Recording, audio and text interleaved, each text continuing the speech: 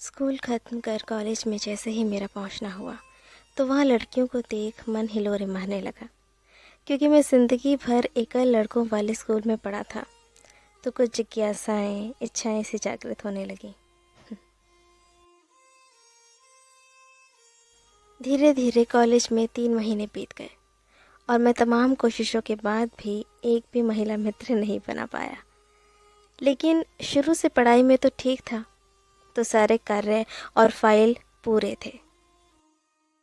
इसी दौरान एक लड़की का आगमन हमारी क्लास में हुआ। रंग थोड़ा सांवला, बड़े बड़े नेत्र और ठोड़ी पर तिल। साधारण सूट में वो असाधारण लग रही थी।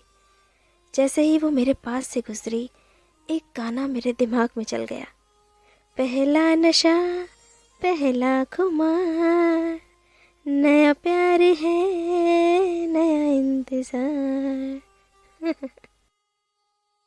मैं उसे रोज़ चुपके चुपके देखता था, पर बात करने की हिम्मत नहीं थी। एक दिन वो खुद आई और बोली कि मुझे कुछ फ़ाइल चाहिए।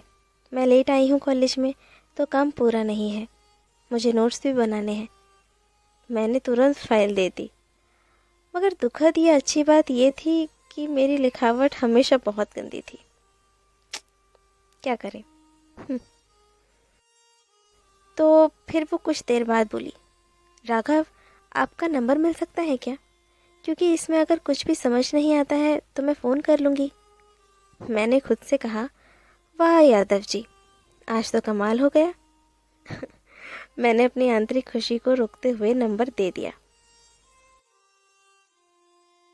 फिर क्या, शाम को उन मोहतरमा का फ़ोन आया और बातों का सिलसिला शुरू हो गया। धीरे धीरे हमारे रिश्ते और भी मजबूत होते गए।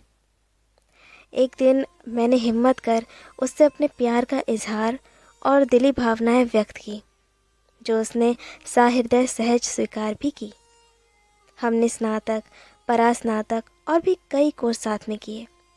इन सालों में वो मुझे समझ चुकी थी और मैं उसे। मेरे बहुत कठिन समय में भी वो हमेशा मेरे साथ रही, मेरे पीछे मेरी एक ढाल बन के खड़ी रही। और तो और, मेरे संघर्ष के दिनों में जब भी मैं बिखरा या टूटा, उसने मेरे आत्मविश्वास को बढ़ाया और पूरा मनोबल दिया। वो एक तरह से रिश्तों की किश्त नहीं, मेरी ज़िंदगी की किताब का वो आवरण बन गई जिसके बिना किताब सुरक्षित नहीं है। हाँ खैर, मैं कालांतर में मेहनत कर सेना में आ गया और अपार मुसीबतों और समस्याओं के बाद हमने शादी कर ली। आज वो सांवली सी तीखे नैन नक्श वाली लड़की मेरी अर्धांगिनी है और मेरी सबसे प्यारी मित्र भी।